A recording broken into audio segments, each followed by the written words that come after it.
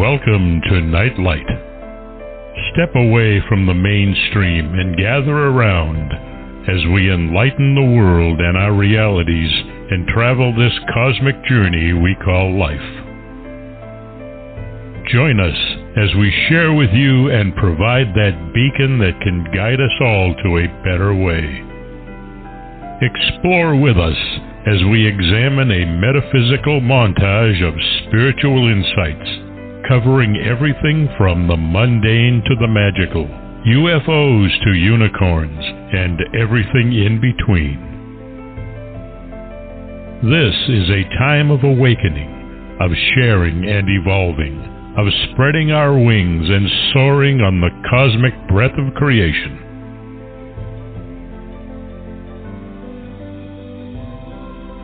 Come and join with other like-minded spirits as we weave our lights together to seek understanding, enlightenment, and, with a little luck, some wisdom. This is Nightlight, a reminder that you are never alone.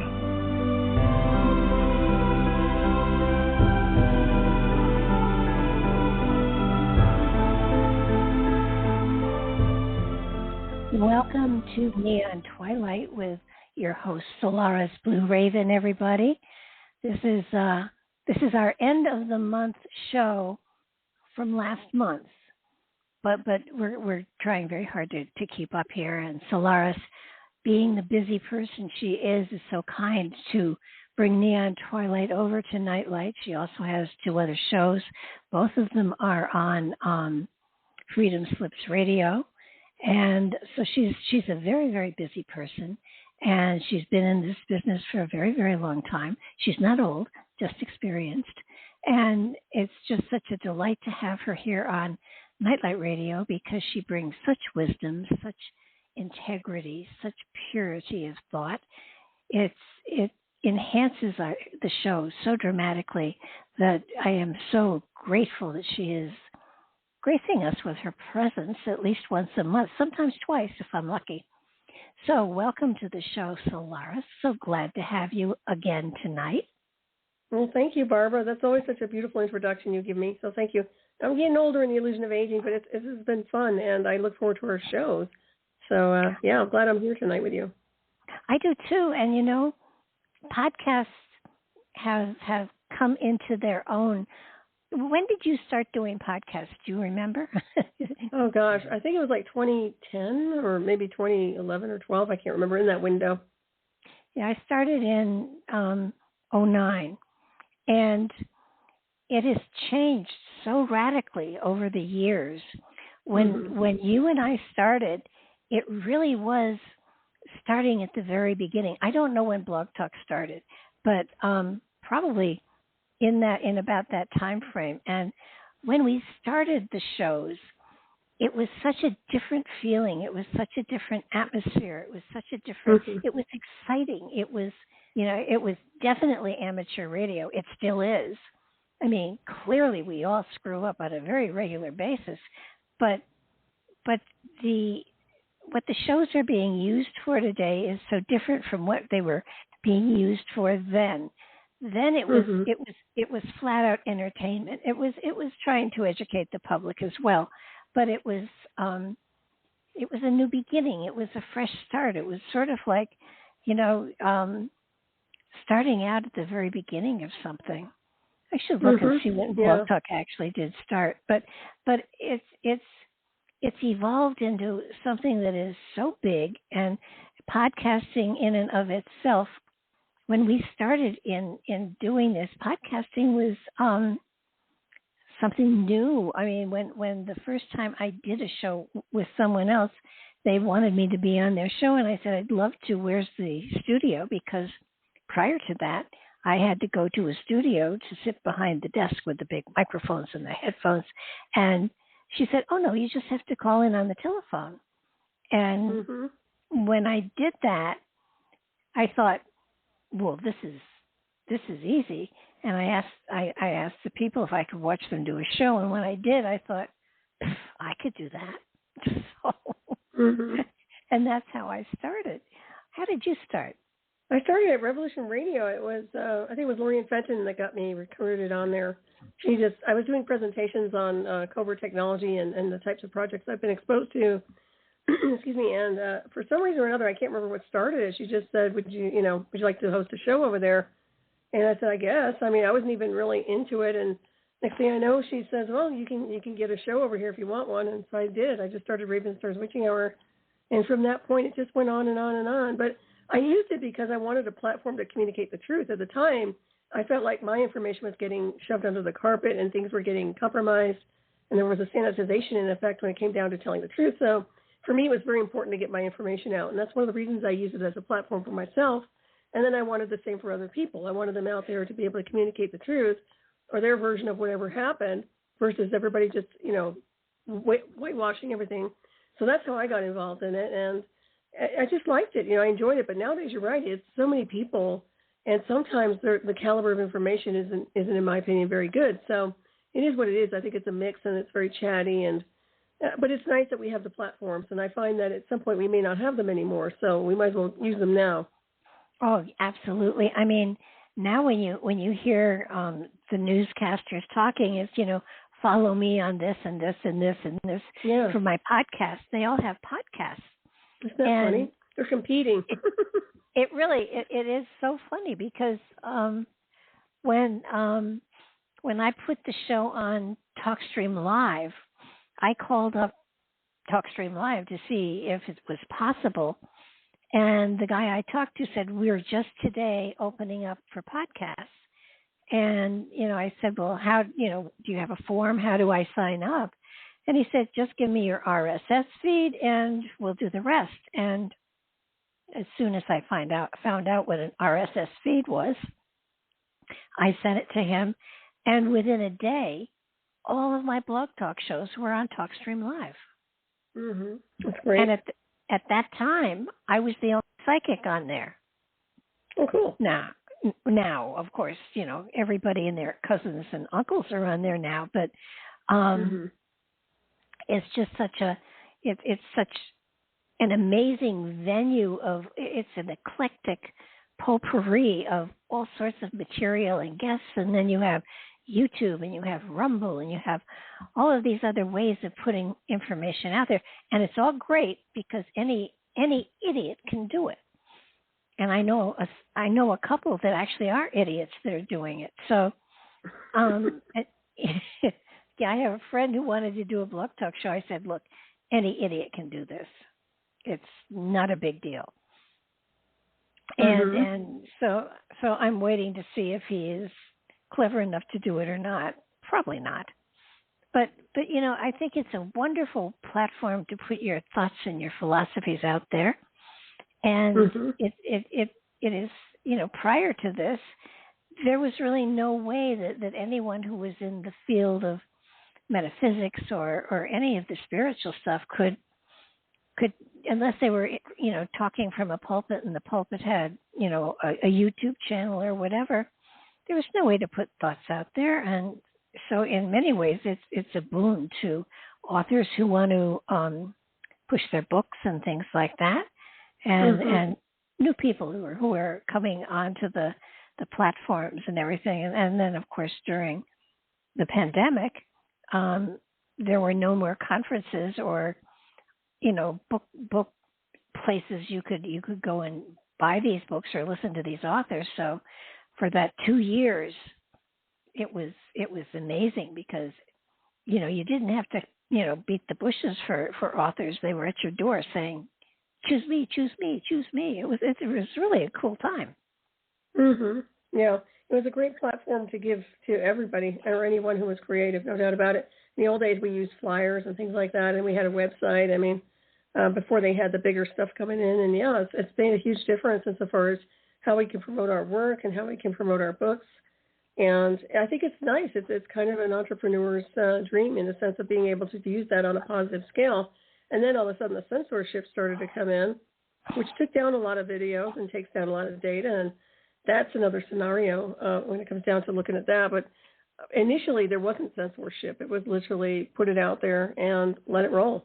And to me, I think that things have changed for the past maybe 5 or 6 years, maybe the past 4, more so than ever. It's becoming more political. But yeah, still a great platform to communicate.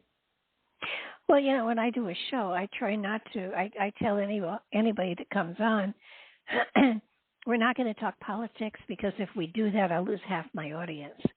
So, we can talk religion, which was usually one of the... Those are two sketchy topics anyway, both religion and politics, yeah. But religion won't get us, yanked off. So, that's a cool thing.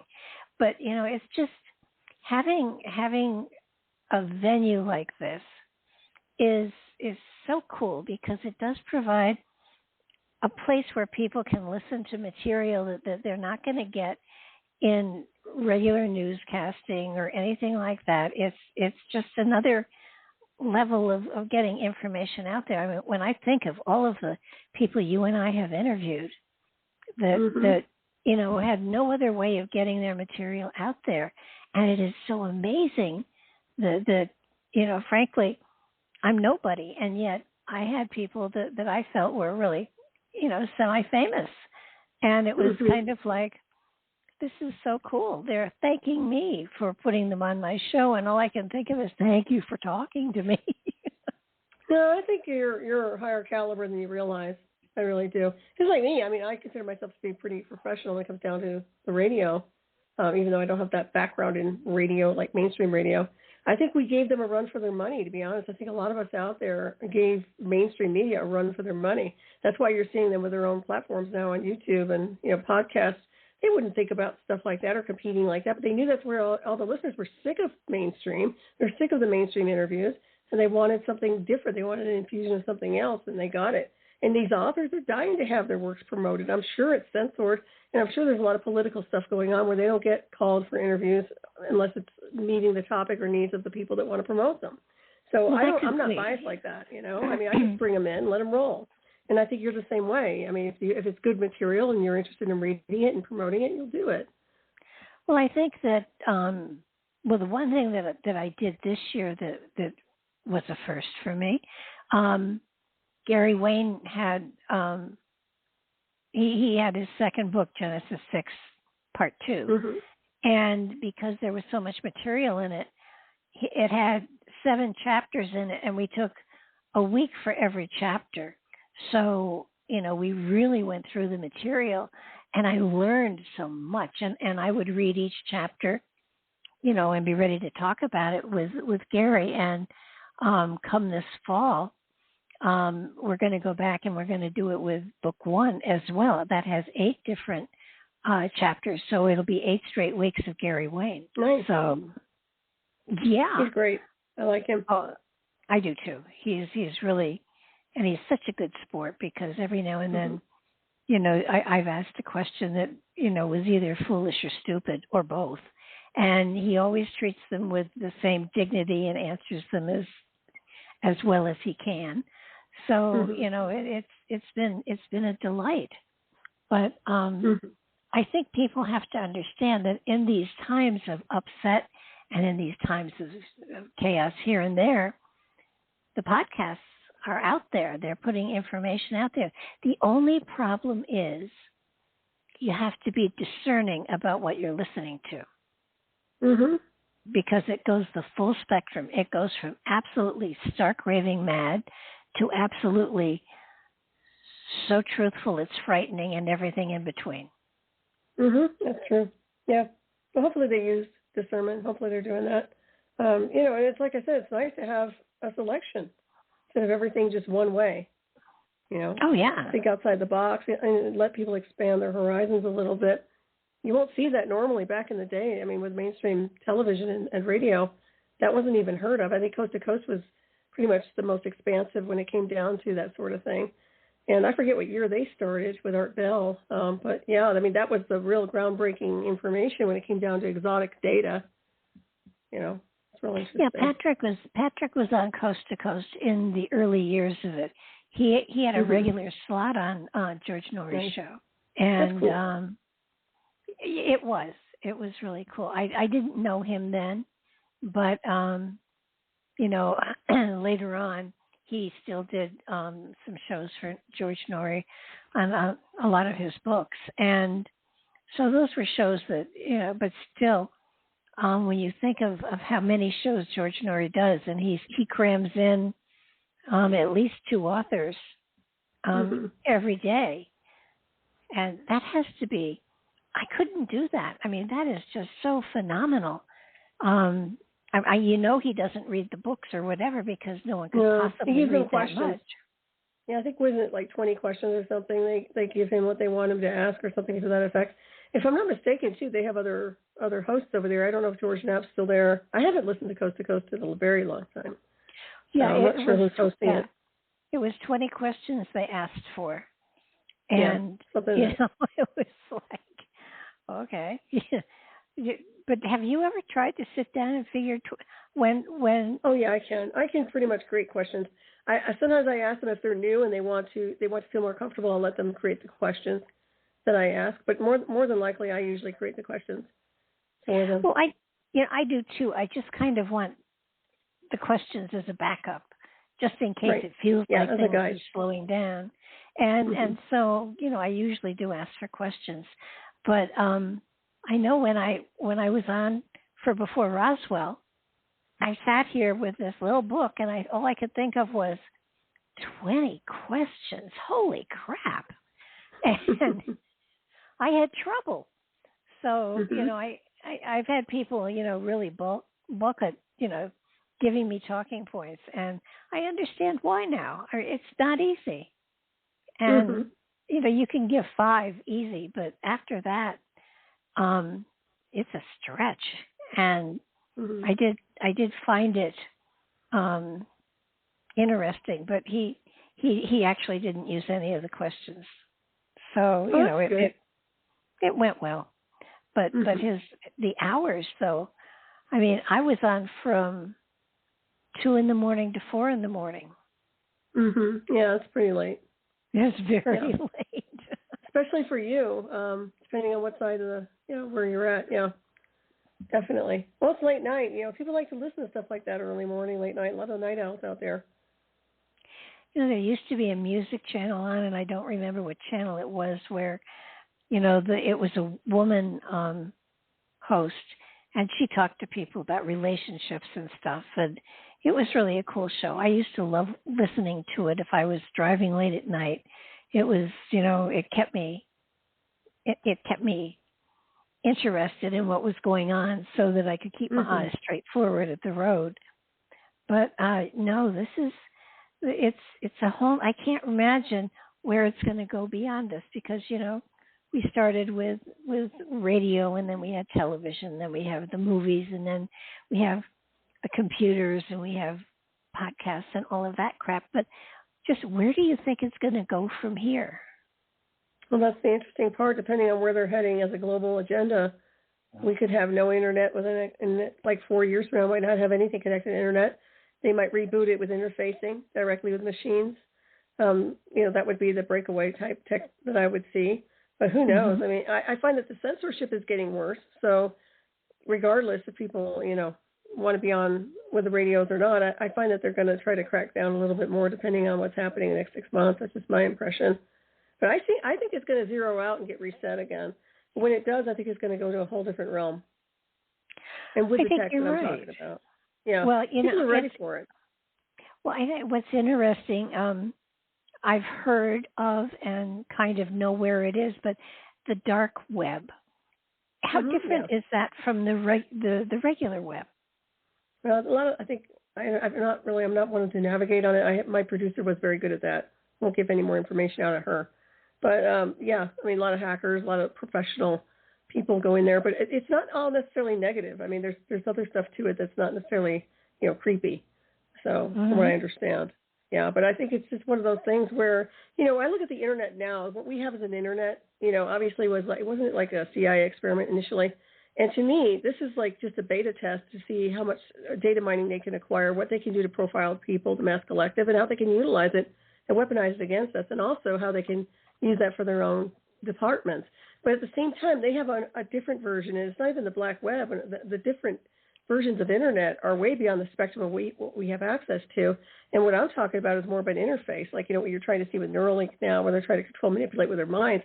That's what I'm talking about, hardcore hardwiring into machines, but with a vast internet that's not Google related, but literally what I call it more like an off-planet intelligence system. I think that's where we're really heading in the future, which isn't that far off, if you ask me. Depending on how many people survive what's coming in the next 2 years, that's another scenario. And you see what we're dealing with in this country. Are they going to put the elections on hold? I mean, highly possible, because of the strategic stuff going on with this positioning with all these different countries and the capabilities and the posturing connected to a possible war. So, yeah, it's all crazy. I'm telling you, it's as bizarre as I've ever seen it. I don't know about you. I don't know if you've seen it worse than this, but I wasn't there in World War II. I had ancestors that were, I had a relative that flew 49 missions to Germany, had all these decorations and everything from flying as a pilot. So I can tell you, man, it's I never thought I'd live to see some more of this, okay? So, well, no, it's pretty crazy. I'm the same way. I know that something is coming. I'm not sure what it is, but I read a whole article on there's a scientist out there who has actually linked his brain to a computer. I've been through interface that's just like that. So I don't know who the guy is. I probably know him indirectly, but I think I've heard that too. I'm not sure, but I do know that there is the technology where I've been was way ahead of all that. So the synthetic telepathy interface is working with machines. It's working with the computer systems, with people real time, and also with what I call satellite systems. And then with that, you can interface with what I call the remote viewing communication system, which is a militarized version of remote viewing. Yeah. So that's what I'm talking about. That's where I've been. Now, what they're up to, who knows? I mean, I'd have to look at this guy and I'm like, well, that's nice, but that's been around for a while. And now that they're talking about it without saying we've had, people being used as whatever experimental targets for their technology is another scenario, because you'll never hear it. You'll never hear them talk about that. So I'm quite glad I'm talking. Well, when we started out with computers, they were huge and they were clunky and they were, they were clunky. And now the hard drives can hold so much information. It's phenomenal. Mm-hmm. And so can we. Yeah. Our capacity is beyond quantum, and people don't realize it. They don't use any great portion of their brain, but once you get wired in, your supercomputer brain goes full on. I mean, it just goes full on interconnection. I'm not saying everybody can do it, but I'm saying quite a few can. And they know this. This isn't anything new. But you're right. I mean, why did they use big devices? They never needed those devices, and we are devices. We are technology, too. That's why we're so compatible with machines. I think it's phenomenal that we are able to interface with machines and each other. Well, that's amazing. True.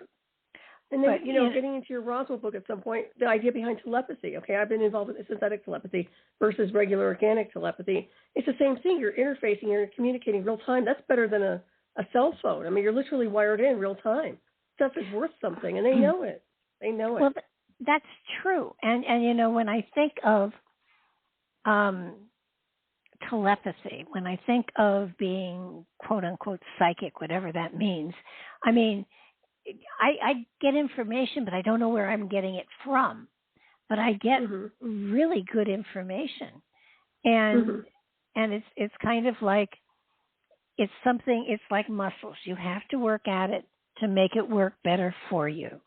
And the more you work with it, the better you get, the more accurate you get. That's right. It's training. Yeah. And like everything else, repetition. Yeah, absolutely. Yeah. And I think that what happens with a lot of people is they just don't want to waste the time. Well, that's true. I don't think they could handle the overload, to be honest with you. Regular telepathy, maybe, because it's more ebb and flow and very graceful. And a lot of us talk about, that type of communication through spirit or through higher consciousness or your higher self.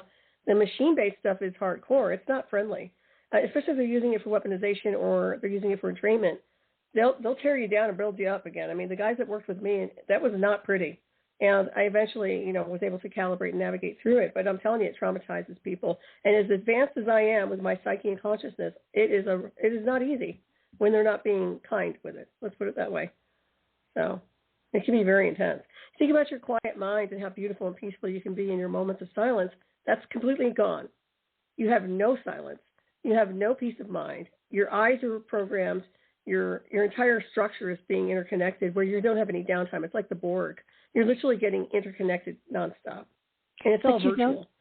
But you don't have any control over what's going on with you. That's the problem.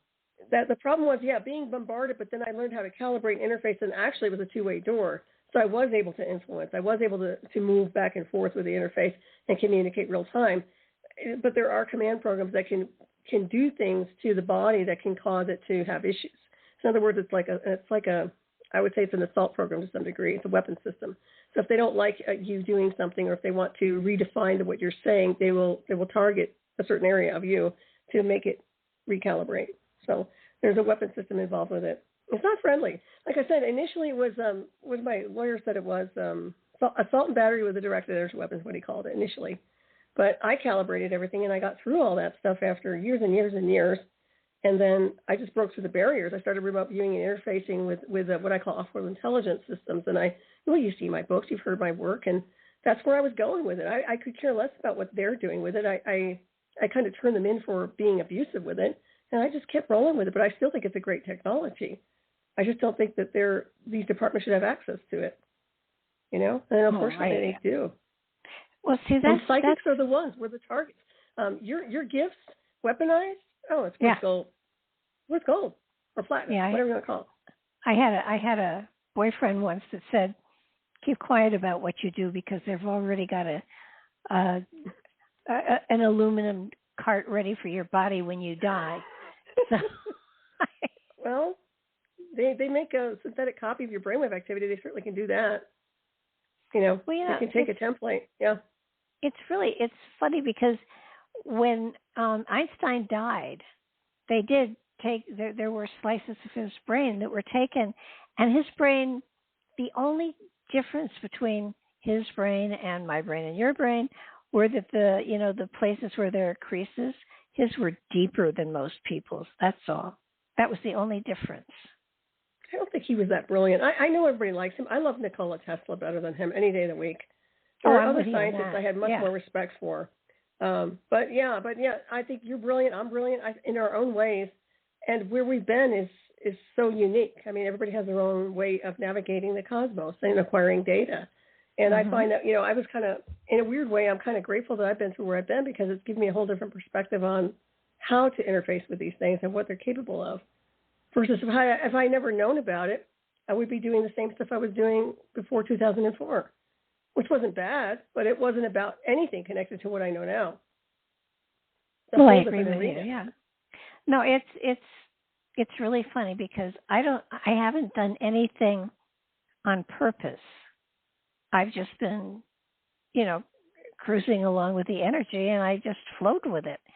And I think that in many cases, what happens is people get so locked into what they've been told is their purpose and their direction that they don't bother to see what's being offered them on the side, and they just they have tunnel vision. And I happily don't have tunnel vision. If I want to learn something, I learn it. Sometimes well, sometimes not so well. But it's kind of like allowing yourself to really be expansive and jump into play, because I've never been frightened. I've never had, at this point in time, I've never had anything that really frightened me.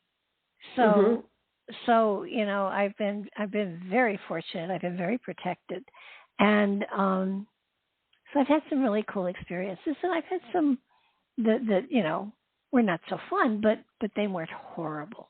I mean, you had some horrible stuff going on. It was definitely hardcore, but I was protected too. It wasn't like I wasn't protected. It was just that I was targeted. I was extracted for a reason. So I look at it like that. It's like any shield, any psychic shield I could have put up wouldn't have happened. It wouldn't have worked because of it's a weapon system. Okay, if they want to triangulate you and interconnect you live feed real time, remotely through via satellite and other systems, they're going to do it. And it's not that you're not protected by any divine force. It's just that, hey, you're a target. They see you. They're going to do it. And that's what happened. I mean, a lot of people ask me that. Well, weren't you protected? I was plenty shielded. I had a beautiful Merkaba signal and everything else. These guys went in, and that's just the way it is. And it was traumatizing. Well, you know the storyboard about it. I mean, it was horrible, but I got through it. And even now when I look through the shadows of the past, I'm like, there's still tidbits of me that feel displaced. You know, like I you just feel like an avatar after a while. You feel like you've been in so many different multiverses that I'm here, but I'm also aware of so many other things. So yeah, it's just different. And I find that if people go through where I've been, but maybe not as hardwired the way I was, because I don't think they're going to do the interrogation the way they did it with me. I think that was more experimental. Nowadays, I think it's going to be a smooth interface. People like Musk aren't interested in interrogating people, apparently. So you're going to look at things like that are more smooth with the interface, like satellites, where you can interface with people, and it's more like an astronaut communication system off planet. That's the way I told them to use it to begin with. I don't know why. I kept telling them, this is great for astronauts. This is great for anybody in a classified department. You don't need cell phones. You can just interface, live feed real time. You can remote view. You can see what's around the corner. I mean, you're the satellite system. You're literally wired your eyes with the satellite. It's amazing the technology we are capable of interfacing with. And your eyes can change and actually become more like a telescope. I'm not kidding you. There's things that can happen and recalibrate. And what's so dangerous about it is you can't unplug people, just unplug them after these programs, because it causes severe damage. And I was trying to get that through their heads, but I don't think they listen very well in District of Criminal these days. But it is very dangerous to unplug people with that. Once they're calibrated, once they've been hardwired, like I've been for 20 years, I was plugged into that. You can't just rip out everything. It causes severe problems. So, it's just so crazy. I mean, I can go into it, but, we're supposed to be talking about your Roswell book. Before Roswell, there was this. And that's another thing. First of all, I want to ask you, and I loved your book because I've read it and I really enjoyed it, The Secret History of UFOs, and, of course, Ken Goodsward and yourself. But what got you both into writing that book? Neither of us wrote it. The universe wrote it. No. Neither. It was already written. What happened was he was putting together material before Roswell, and he was researching on the internet, and he ran across my website. And when Patrick Cook, who was my late husband, when he passed away, he had already written 3 dynamite books that are still selling beautifully, by the way. And the best one was the Bible UFO Connection. But on his website, he had material on all sorts of different things, and most of the material on his website were in his 3 books. And what I did was, because I couldn't keep my website and his website going, it was just too much work. So I checked out his website, and I took everything off of it that was in one of his books. And then there were just 2 sections that were still there. One was a huge section on giants, and the other was a huger section on UFOs. And I put them both on my website so that the material was there and available for anybody that wanted to use it.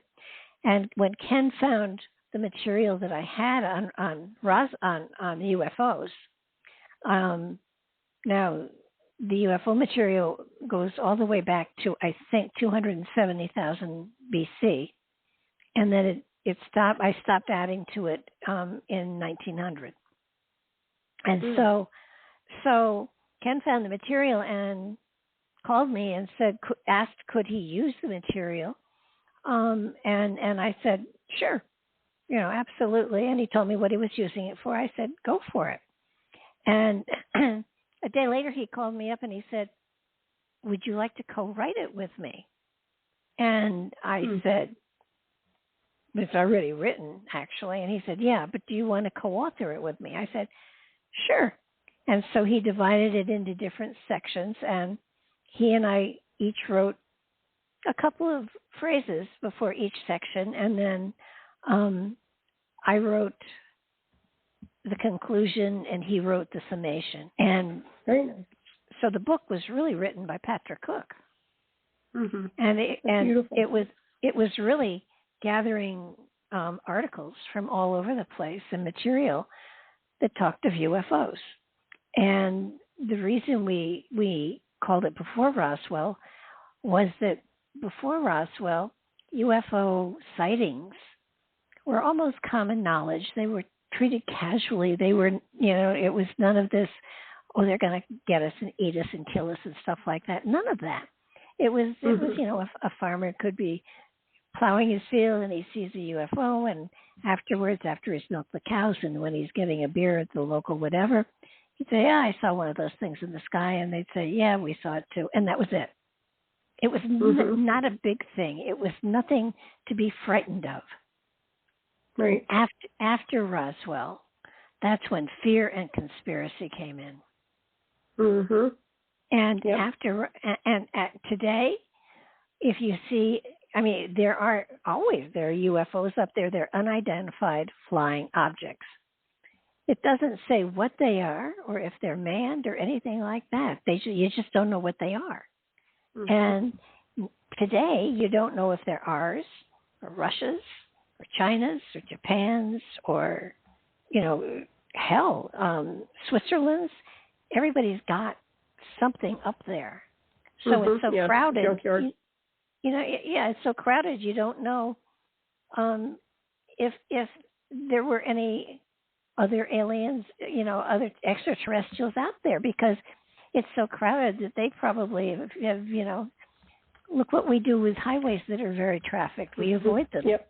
So. Well, that's it. That's exactly it. It's a different space-time configuration, in my opinion, about these other real off-world intelligence doesn't navigate the same system that they use here.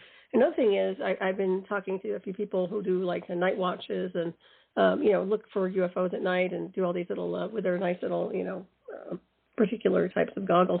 And they're seeing nothing but Starlink. And, of course, people think it's UFOs, and it's not. And it's really just a bunch of infestation of technology of man. But we do have, you're right, we do have exotic technology in the sense of celestial beings and off-world beings.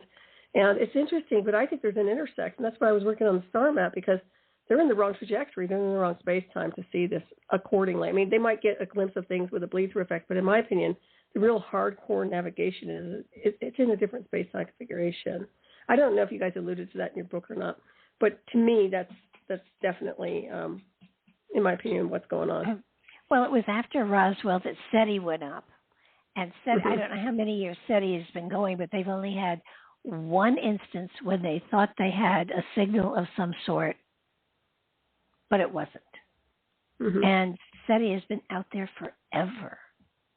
Mm-hmm.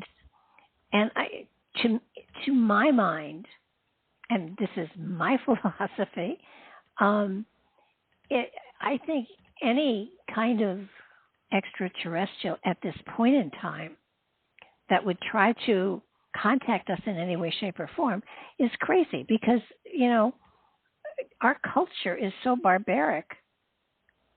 We all we want to do is, grab power and make weapons. And I don't believe, I don't, we are. And well, not I me, don't, but they, yeah, no, you're right. But that's the majority. It's a global militarization, weaponization of this world. That's the bottom line. But yeah, they're aggressive to us under the guise of national security. They'll attack every one of us as star beings or descendants as of visitors. We're still part of the bloodline of cosmic beings. But still, yeah, I agree. This is why off-world intelligence will neutralize them in a heartbeat, and they won't even see it coming. If they think they're sneaky with their directed energy weapons, look out. That's just my take. But I'll tell you, I think the bigger things are happening on there. And yeah, why would they want to negotiate or communicate with anything connected to the deception that's running the game board here on this realm? Absolutely not. Yeah. Machines they would communicate with, but not man. Yeah, no, and the thing is, they're not going to land on first of all, they're probably a hell of a lot more intelligent than we are. And if they look at the governments on the planet, we all have secrets, and we're trying to outmaneuver people for power and stuff like that. There is none of this. We should all be together. We are a family of man, and it's a matter of working together. And I'm not saying one world order stuff, because I do believe at some point in time there will be a one world order, but it will be because there's peace and everybody's working together and it makes sense to have everybody together under one umbrella. It won't be because of power takeovers and things like that. It'll be because we have evolved to a point where there's no need for war. There's no need for deception. There's no need. Everybody's sharing everything. Now, well, the rotten apples need to go. And I know where they are. Every one of them. but the reality is, it's a shame because I think at one time the extraterrestrials were very obviously among us, and were communicating with us, and we worship them as gods, but it was our mistake, but they didn't abuse us, except to be asked to be worshipped, we've been so lied to, we can't decipher where the truth is anymore. Yeah, it's all just, it's like a CIA game board. Yeah, totally. So, it's kind of like, do we destroy all of the governments and start over again? That might be a good idea, but I don't see it happening. They're going to destroy themselves. I'm telling you right now, even if they're shaking hands under the table with what they're doing globally and strategically, somebody's going to have a loose cannon soon, and it's going to get bad fast. So however that formulates itself, whether they're all working together or they're not, it's going to have a ripple effect. And I find that, they're going to be the ones to go, and bunkers aren't going to save their butts. So in my opinion, they should be very careful how they use these technologies. But at this point, you're right. These are the people that have been controlling and manipulating the brainwave activity of the mass collective, deceiving them, shutting them down, dimming them down to such a degree they haven't even been able to access what they really are as cosmic beings or their cosmic ancestry. So I find them to be, in my opinion, they're an abomination and need to go, And this has been going on before you and I showed up on this map here on this realm. So, we can't take responsibility for what they've been doing. These guys have been running rogue for a long time, but they need to be shut down. And right now they're running the show, and they think they're going to get away with it, and I don't believe they are. I really don't. So, and I don't even like to watch it on the sideline. I'm not entertained by it. It's crazy. No, it is. It definitely is. Somebody asked me, did I think that there were extraterrestrials here? And yeah, of course I do. But the reality is, we're the extraterrestrials. We aren't indigenous to this planet. That's what I've been saying. It's in all my books. I know. This is what pisses me off. Why don't people get it? How hard is that to understand that we're descendants of the visitors? How hard is that to understand? It's such a simple equation. At least it is for me. I could never understand why people are always looking outside themselves for the answers when we have all the data. We really do. And they know it too. I believe these people in these classified areas do understand the truth. And it's interesting because, they had all these departments that went around sanitizing, like the anomalies department I've talked about, that's been running interference in the sense of sanitizing possible UFOs or whatever. They're doing their own analysis and this, that, and the other. I have news for them. They only know a little tidbit of data that's been compartmentalized. They have no idea about the bigger scenery, in my opinion. There's much more. But I think Roswell was a trigger point. I think that was a smoking gun. And even though I wasn't around when it happened, in the illusion of it, there's something very interesting about that. You're right. It's more like psychological operations, and it seems like a lot more weird went on after that. A redirect almost. Well, that's where conspiracy started. They started to cover up. They started to hoard, and then we've got 3 saucers. I have 7, and it's a stupid, childish game. Yes. Why? I mean, but look what they've done. Look at Nikola Tesla. I mean, my electric bill gets huge in the summertime, and if we had taken Tesla's philosophies and his material, we wouldn't be paying anything for electricity. Then electric cars might make sense. Yeah, well, you can't use the plug-in system. You have to use the ether field. But they understand this just as much as we do. And it's true. It's free energy, just like we're free energy. What runs your circuitry in your electrical system? Are you plugged into something? You don't need to be, right? Honestly, if we're calibrated properly, we're amazing beings in general and the way we're able to interface and everything else. But my point is that, we have access to what I call free energy, absolute free. Where you don't plug it in, you don't have to use anything. It's there. And why aren't we using it? Because a group of people want to control and manipulate it for themselves and keep everybody else like slaves.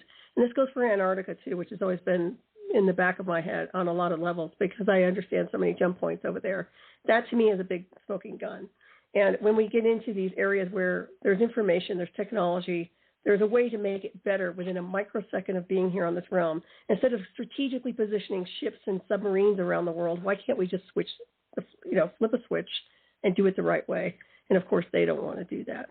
Well, I suspect that we'll have the right beings flip that switch at some point. I don't know if I'll be here to watch it, but I'd like to see that happen. I really would, because people deserve a better life. Everybody does. And they've been giving crap lately. Yeah, well, when you think of these third world countries, of which we are becoming one, to be able to give them electricity, to give them light, to give them air conditioning. I mean, there's so much that can be done for so many that it's just, I mean, here he had this technology, he was giving it away for free, and the government shut him down and then I believe killed him. Yeah, because they couldn't put a meter on it. Yeah. Just like everything else has to be. Even I look at, Musk maybe have good intentions, I doubt it, but he's putting a meter on everything. It's not free. Starlink isn't free. His internet, the way he's putting up these satellite systems, which of course are linked with the Defense Department and have the various other applications. So once again, is anything really free? Is anything really for the benefit of anyone else, or is it just for their own bank accounts? You have to ask yourself this question, or for the Defense Department becoming more powerful with the way they're misusing technologies. And even if they're trying to sanitize technologies that they've made mistakes with, that's not acceptable to me. It's like they've never come clean.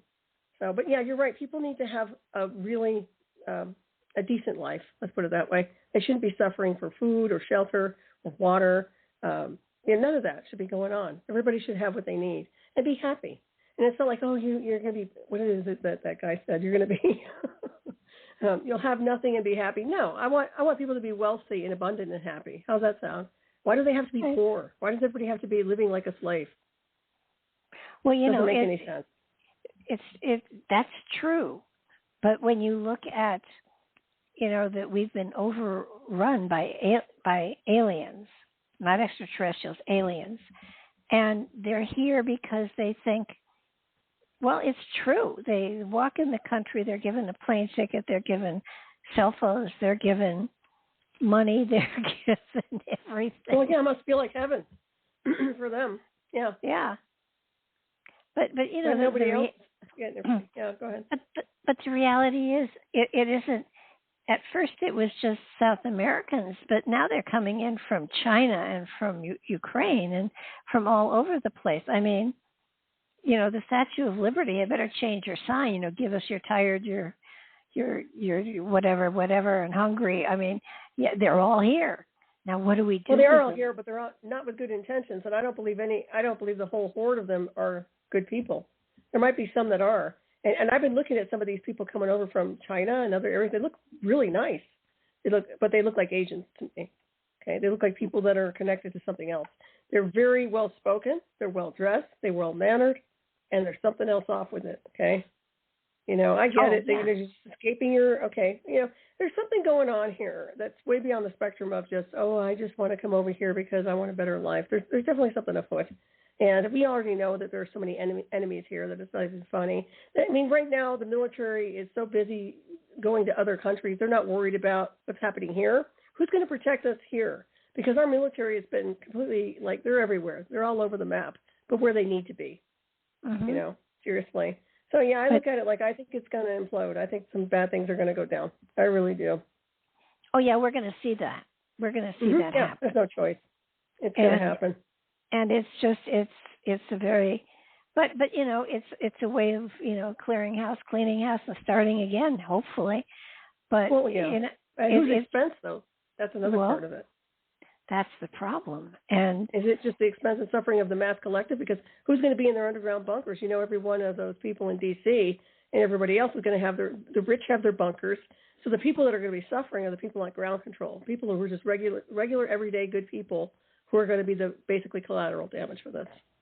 Well, that's not right. You're right. I mean, listen, for the very first time in my life, when I did the the predictions for each month as I go along. And I think the one for May, possibly was it May? Was it May? I did suggest that everybody have a go bag by their door or in their car, and I bought one.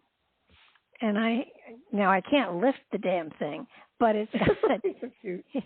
It's got food and water and a tent, and it's got all sorts of stuff in it, so that I can I have it in my laundry room, so if I have to suddenly sling it into the car, I can, or in case of a tornado, I can pull it into my safe room. But it will, in some way, it gives me a fighting chance of survival. But it gets to the point where you just begin to wonder, what are we coming to that we have to have? I have a friend who has almost 2 years of food. It's from the Patriot. She's got 2 years of food that is guaranteed to save for 25 years. She's got enough in her house for 25 years of for her family. That's smart. Worst case scenario is you don't use it, right? Yeah. I mean, that's the thing is I have supplies too. I probably won't even use them, but they're here. Well, I started with the pandemic. I started to save cases of canned goods, and I have recently been looking at them, and it's like, holy cow, these are going to expire this year. I have to eat this stuff now. I'm really weird about expiration dates. I don't care what people say. I will not touch anything that's expired, man. I just don't like expired food. I hate expired food. Even if you can eat it, I won't touch it. Yeah, no, I'm right there with you. I did that with some eggs once, and it was not a pleasant experience. So no, it's not worth getting sick. Even though people say, "Oh, you could have these; they're good." No, I think I'll just have something that I know there's an expiration date on it. But some of those foods, like the freeze-dried stuff and the stuff you just add water to, yeah, it can be there for like 20 years. Yeah, My Patriot Supply or something like that is one of them. There's some good companies out there. I mean, I haven't tried it. I did buy some. But you never know when you're going to need it, if you do need it. But even then, it'd probably get confiscated or something. I mean, chaos and motion, people are crazy as can be. And especially under duress and crisis, they can go crazy, they can just go insane. So we don't really know how bad it's going to get on that level. But I find that these guys are strategically setting it up to be a real bad scene. And you said you did put something out for July or no? No, June is out. Okay, June is out. Okay. Yeah. Did you talk about June a little bit, just to go bag or anything else? Well, the first thing that I put out there was that animals were going to be reacting to the energy differently, and and they were going to be looking as though they saw a spirit, but there wouldn't be spirit there, and that they would be fighting over their food and and protective of their food, and that it was the animals, especially but all animals, but especially the domesticated ones. When you've got them right in the home. I've noticed my cat is doing that. She will suddenly be looking startled, and I know there's no spirit there because I see spirit, and it's okay. And I will calm her down. I don't know. Well, it could be electromagnetic. It's electromagnetic. It may have something to do with sunspots because they've been incredible, but it also has something to do with earth energies. And I think somebody's playing with our earth energies because, and I saw that the storms would be more severe and they would be more frequent, and there would be cluster storms as opposed to one here and one there. Right. We've had over 45 small earthquakes here in Tennessee in the last month. That's quite a bit. And I'm almost on the New Madrid fault line. So, that I swear that's going to go off one of these days. But it could be triggered too by other things coming in to induce it. So absolutely, it may not even be natural. It could have just been something that triggers it. And, of course, having all these nemesis adversaries at our doorstep doesn't help the situation at all. But the weather as well. Right. Yeah. I know they're predicting now for Tennessee to have, it's going to be the worst summer ever. And last year we had 2 weeks of over 110 degrees here, and they're predicting for even more this year. That's super hot. It's super hot. And you have to live underground. Not a bad idea, but not in Tennessee. Tennessee, they don't even have basements here. Almost all houses are on slabs. Yeah, heaven forbid you guys have no fallout shelters. Nobody does. The U.S. isn't really prepared for that unless you build it yourself. Yeah. But the ground is too soggy. I mean, the Cumberland comes through here and the Mississippi, and it's just they have slabs. So it's kind of like so that there's storms that are going to be horrendous. The hurricane season is going to be horrendous. Already, tornadoes have been wiping out all over the place here. I mean, I'm on the edge of Tornado Alley. So I'm very used to the sirens going off and, waiting to see if I have to hit my safe room or not. So that's going to be going on. I think that it's going to be, we're going to have, it's funny, it sounds silly to say it, but locusts are going to be coming. Well, they have those big spiders now, but they're not really harmful, I guess. They've heard about those, right? Yeah. No, this is locust. And I think we're going to be experiencing locust swarms. Certainly the katydids this year, the cicadas. Right. There are two groups of them. One hibernates for 17 years, one for 14 years. They both woke up at the same time this time. Oh, that's interesting. So it was a cacophony of sound. And what else was there? I mean, it was, the other thing. I said that to watch because the government was silently mustering militias and our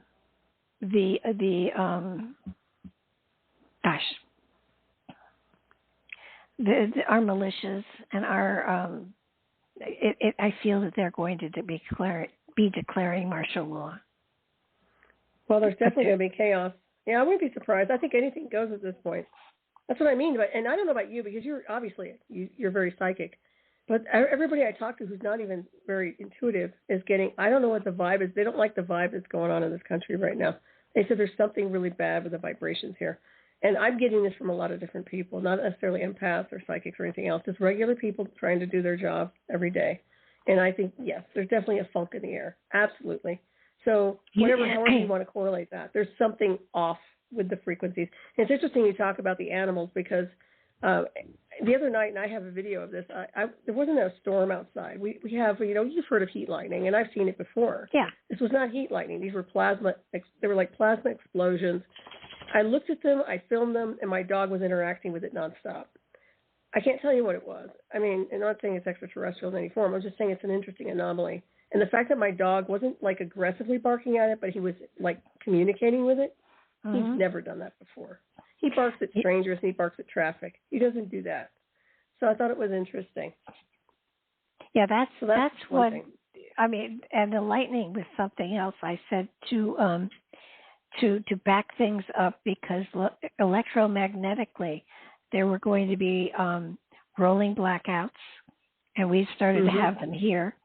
And there were going to be places where computers were attacked. So yeah, I'm sure of that. Backup well, you've is seen what's going on with these phone companies, right? With AT&T and the other one were having issues. Oh, yeah. So I don't know if that was legit insofar as somebody cracked it, or if they're just doing beta testing. But the other thing is, I don't know about you, but I've been getting I have delays in my text messaging for like 5 or 6 days. I don't get messages or voicemail until like 6 days later. And this has been going on. It doesn't go on all the time. It goes on here and there whenever there's weird going on. And I'm like, people try to reach me. I can't get a hold of them. They think I'm like, I don't know, ignoring them. Then I see that I have these messages. It's just weird. So there's nothing wrong with my phone. It's just something going on. Obviously, something's not talking to it. So, yeah, I thought that was kind of weird on those levels. But, yeah, I agree with you. I think that's coming down the pike, too. So, well, it's for me, the problem that we had, I think, was with my phone line because Blog Talk has a direct connect, and that's what I use now. I don't go through my phone anymore because the static was so horrendous. So I think in many ways they are trying to cut down our ability to connect to one another. Oh, yeah, absolutely. You bet. Yeah. Well, I think I told you I was having issues every time I go live on Revolution Radio. My screen goes black on Skype. I can't. It's just a server. It's just anytime I pull the server and anything else is fine. I can talk to people and no problems, video, everything. But, yeah, it's just that particular thing is going on. So I wouldn't be surprised at all that they're trying to do something like that. Well, eventually I think the system's going to fall, and that's why how are people going to stay in touch unless you physically meet them again, or maybe a telephone line, an old-fashioned one, or ham radio. And I got one of those. That's important. And it's really I have my best friend is in Virginia. And we talk once or twice a day. And her husband suddenly apparently had a stroke and then had minor infarcts and then fell and got a concussion. And he's been suddenly from rather healthy to end-stage dementia in a week's time. Wow. So there's something going on. That's crazy. And in the prediction that I put up, and it's anybody interested, if you go to my YouTube page, there's Barbara's Corner, and I'm doing predictions for every month, and they're there. YouTube? So, yeah. Oh, cool. Okay. Barbara's Corner. I didn't realize you were on YouTube over there. I never go over to YouTube much on that. Oh, yeah. No, we've got over 700 shows up there on YouTube. Oh, there. Okay. That one. Okay, good. Yeah, cool. And so, it's kind of like it's at one point something I wrote said something like, I said to borrow a phrase from Spock or Yoda or whoever, there's a disturbance in the force. It's, it's definitely, there is, the energy around us is palpable. There's something wrong. Oh, yeah. Sleep patterns are being disturbed. I can't sleep more than 2 or 3 hours at a time. It's the same thing. I'm up at every 4 hours pretty much. I sleep about 4 hours a night, 4 hours, yeah. And it's like, I know you're supposed to get 8 hours, but I get them probably, but not all at once. I don't get them. And we'll see, I'm a night person. Well, I am too, but I also like to rest once in a while, but yeah, that's not happening anymore. I don't think it really happened. I think it stopped happening after 2004 anyway, but yeah, there's definitely something. You're right, there's a disturbance in the field. There's all kinds of weird going on when it comes to atmospheric condition and weaponization of low Earth orbit and the weaponization of the biodome. And I've also, we've talked about, the frequencies being run. I mean, I hear higher frequencies now. They're not tinnitus or anything like that, but I've heard things like obnoxious high frequencies, especially in one of my ears to such a degree I'd have to put like something over the right ear to cover it. It's that intrusive. But it has a lot to do, I think, with some of the tech I've been exposed to and interconnected with in the past. So these guys are playing all kinds of games, and they're doing a lot of electronic remote interference, if you ask me.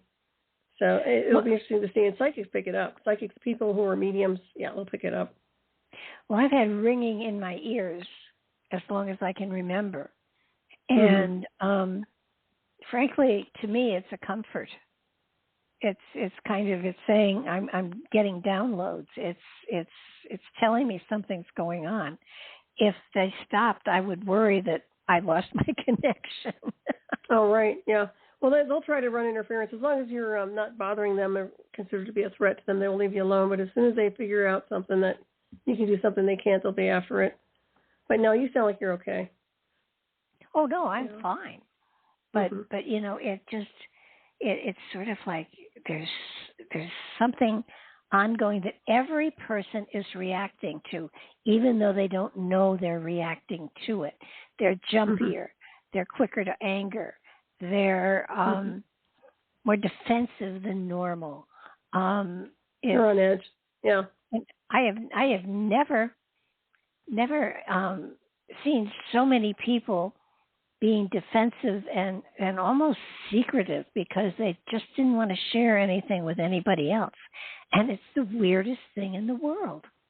I'm basically sitting back and saying, what the hell is going on here? This is, I'm out there saying love, light, and laughter, and I'm looking around me and everything's falling apart. Yeah, there's definitely paranoia, but I think it's a fragmentation of psychological damage. I think since the shutdown, people were damaged there. They had PTSD from some of the trauma that was psychologically driven, and they've never gotten over it, even if they pretend to. So I think there's some of that going on. And plus, it's been rapid pressure for the past 4 years with this administration. They have been doing nothing but create problems and chaos and stress. The economy's in the sewer. The border's out of control. There's more crime now than there's ever been. Everything's unstable and in flux. And to boot it all, we have the weirdness that's going on with these posturing countries trying to create kind of their war games here. So I think the energetic associated with that is a risk. And not to mention the aerial warfare and the Starlink satellites and everything else that's running interference. And people may not say, I'm calling out Starlink, I'm calling out different links. There's many satellite systems up there. My point is that I've never seen so many linked satellites stuffed up there that quickly since 2020 that I've seen right now. Every time I turn around, they're deploying these satellites. And let me tell you something. If you don't think they're doing a grid formation, and if you don't think that they're causing interference with the frequencies that are normally beyond this configuration, they do. It's like having a buffering system that's running interference, and it's not comfortable. And I'm sure people are psychically picking up on it energetically. We're antennas, so we're going to pick up on it. It's as simple as that. Everybody's a walking antenna. I think the important thing is that all you have to do, this is going to sound ridiculous, but all you have to do is raise your frequency higher than the frequency that's around you causing the disturbance, and you're home free. And most people just react to the frequency and don't sit back and say, okay, let me take a few minutes and raise my own frequency to get above this, because when I do my downloads and stuff for the predictions for every month and stuff, or if I'm writing something of a spiritual nature, I just go a little bit higher and I link into the spiritual flow that's out there, and I avoid all of the other garbage that's there. I mean, if you tune into that garbage, you are going to become a paranoid schizophrenic.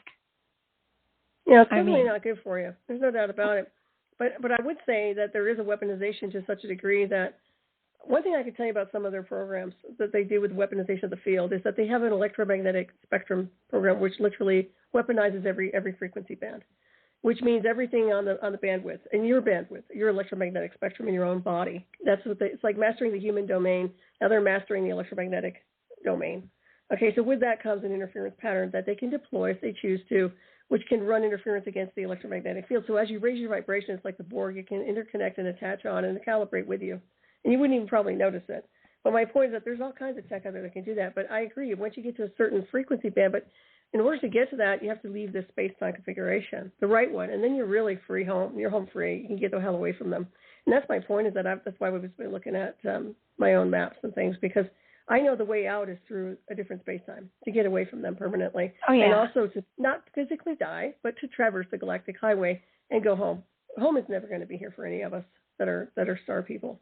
No. It's not going to be our home. And we're not But, going to two of the things that people can do that help, not totally counter, but help, is go barefoot on naked earth for at least half an hour a day. Barefoot, hear me, barefoot on the grass or the sand or whatever, because we have become so separate from earth energy that we are losing our focus and our compass.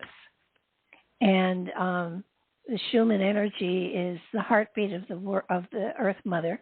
If you walk half an hour a day barefoot on the Earth, you will synchronize your heartbeat with the Earth Mother, which brings a greater sense of peacefulness to you. The other thing that you can do is to get a magnetic bracelet, and there are all sorts of magnetic bracelets out there, a lot of hematite ones and stuff. You need to have the bracelet that has magnets that are 5,000 Gauss. Gauss is the power of the magnet. And I have worn magnetic bracelets for probably the last 30 years. And those are good, yeah. It helps to, and again, has to be 5,000 Gauss. And there are bracelets that have to each of the magnets in every link. It helps to stabilize your energetic field and to ground you to a degree so that you're able to focus yourself and move in new directions. Mm-hmm. Well, that's excellent advice out there for them. I do like the beach, and I've always found it, I love walking on the beach barefoot. I miss it quite a bit, actually. I really, really do miss the ocean. Yeah, it's beautiful. Yeah, I do too. I've grown up on the shore my entire life. So being in Tennessee away from the ocean is, I'll live. It's not, I'm not going to wither away to nothing. I do miss the ocean, though. I even miss low tide, which is ridiculous. But it's interesting. Always, wherever I lived, I could hear the foghorns at night. Oh, I love that. Yeah, that were on the water. And the only thing that I have here that's almost similar, which is really kind of cool, is in the dead of night, I can hear the train whistles. Mm-hmm. Yeah, kind of the same.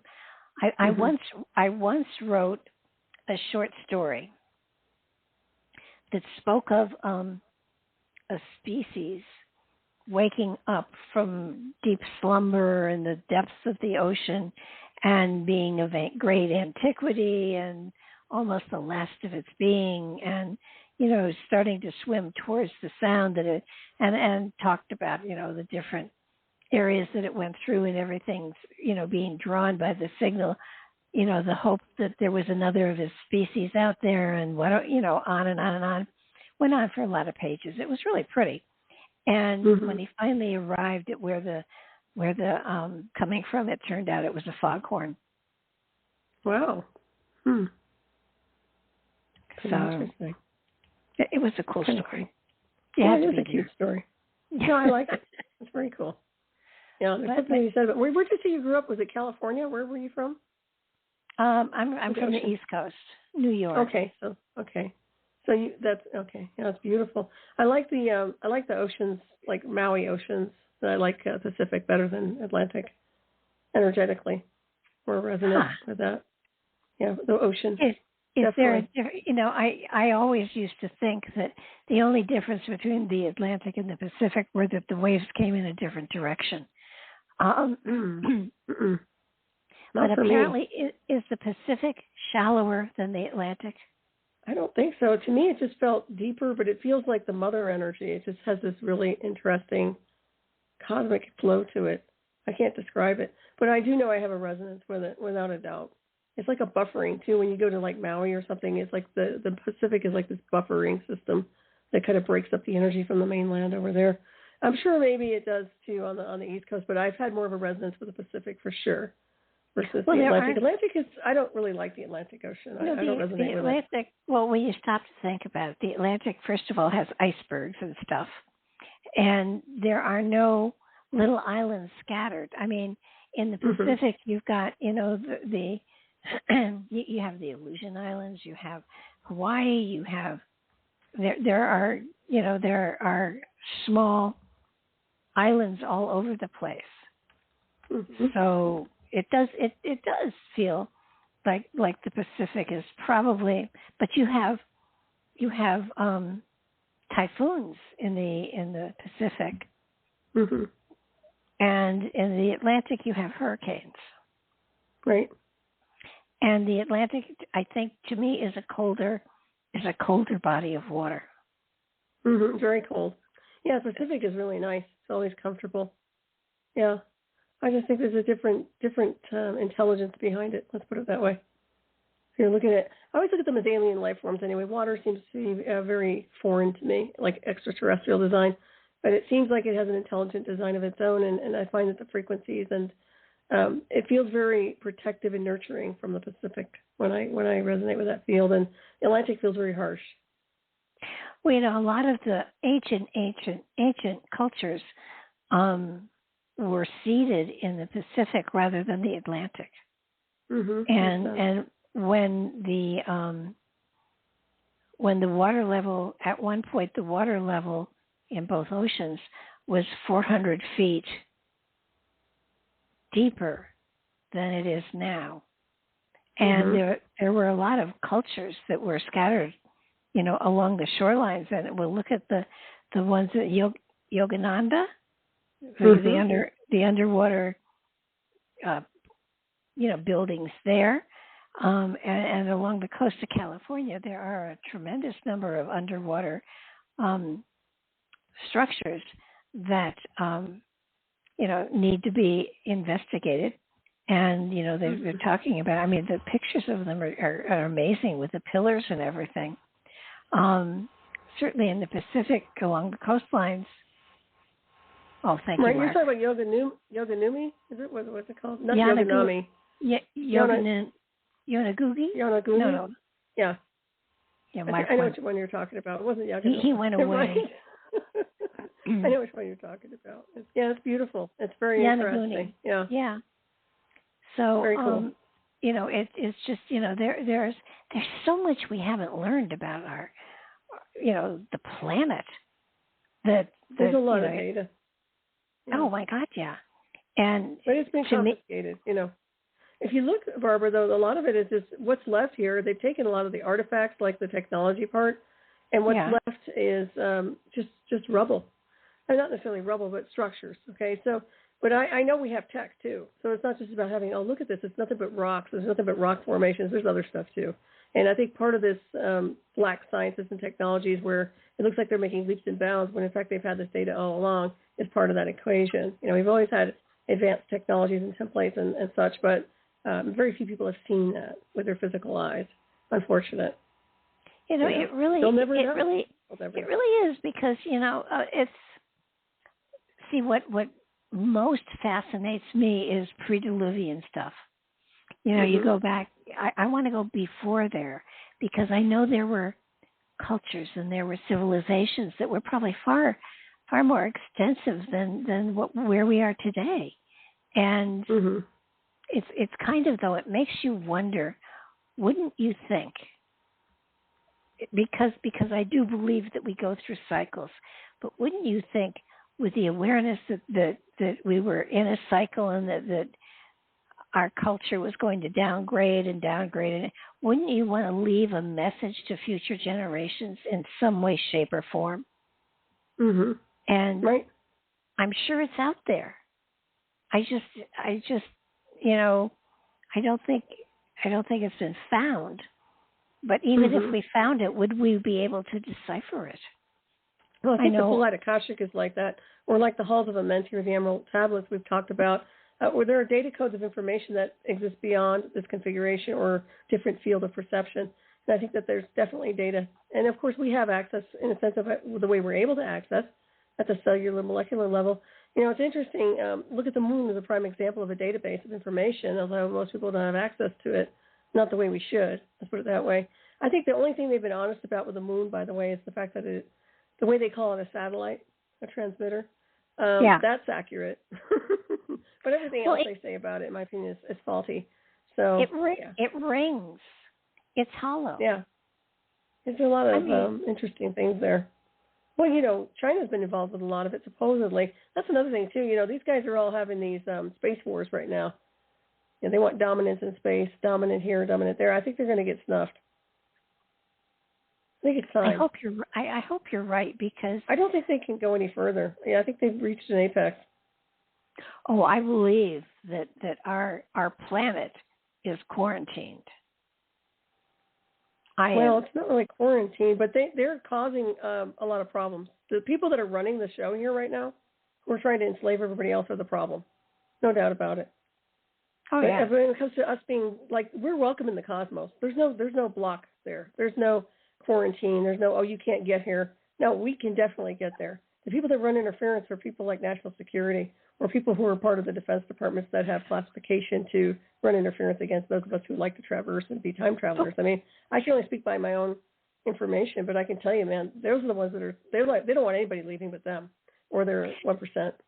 Well, when you look at our society, what advanced society would even, it's kind of like Star Trek. There has to be here, do we? No, but it seems to me that there's non-interference with a society who hasn't reached a certain level, and we haven't reached that level. Well, think about it. The reason they haven't reached that level is because they've been socially engineered since they showed up here on the timeline. They don't have a snowball's chance in hell of getting the truth.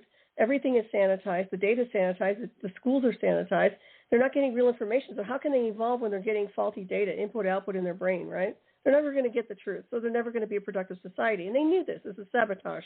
So I can't blame the mass collective. I do blame the people that socially engineered the game board. And that wasn't Alpha's intelligence. So when they say, well, they're not worthy and they can't ascend, that's not true. They've just been in a configuration of lies and deception that needs to be shattered so that they can move on. And that's my point. And that's why I've always been like a path cutter saying, I'm not putting up with this. And when you have when you can see beyond the spectrum of here, you just go full speed ahead. I mean, beings like us know. So we don't want to waste our time here. It reminds me of the monoliths in that 2010 Space Odyssey. It's like they're just worshiping this thing, which is like their iPhone right now, and they don't have a clue about what's really going on. Here's another tech, here's another this, here's another that. When it comes to bigger scenery, every time I see an airbrushed picture from NASA, I just want to smack them. Another picture that was supposed to be what? What exactly are we doing here? How many more games do we have to deal with? How much more, slap in the face of deception, right? So, and it's not even conspiracy. It's like, you know. And if you don't know, then you're never going to know. Well, it's like Mary Joyce has had such a great time with Google Earth and Google Moon and Google Mars. And she finds stuff and she tags it and she now takes screenshots. And when she puts it out there and people try to go to see what she saw, it's already been airbrushed out. I wouldn't be surprised. And, of course, it's not real time either, so that's another part. We do have real-time imagery. We'll never see it. You're never going to see it on your computers. Once again, the real-time data is, you can't have that. We'll give you some pictures that are like 5 years old. I'm not sure what the timeline is on Google imagery. I think it's like a couple months, though, isn't it? Isn't it that far back? Like when you try to access a street or something, I think I think it's not real time for sure. I know it's not. So I think that's interesting.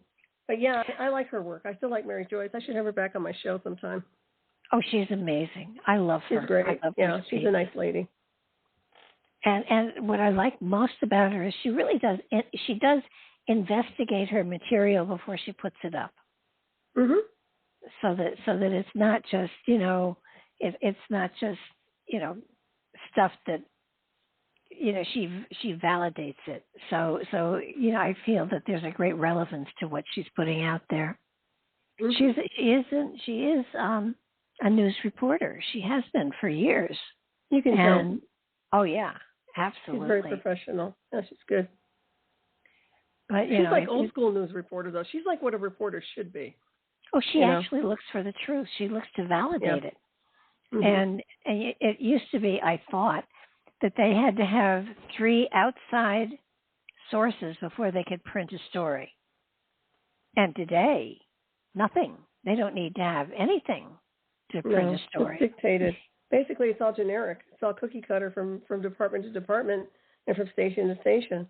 If and everybody's seen that. Everybody says the same thing. It's from word to word. I mean, it's the same soundbite from different stations. It's ridiculous.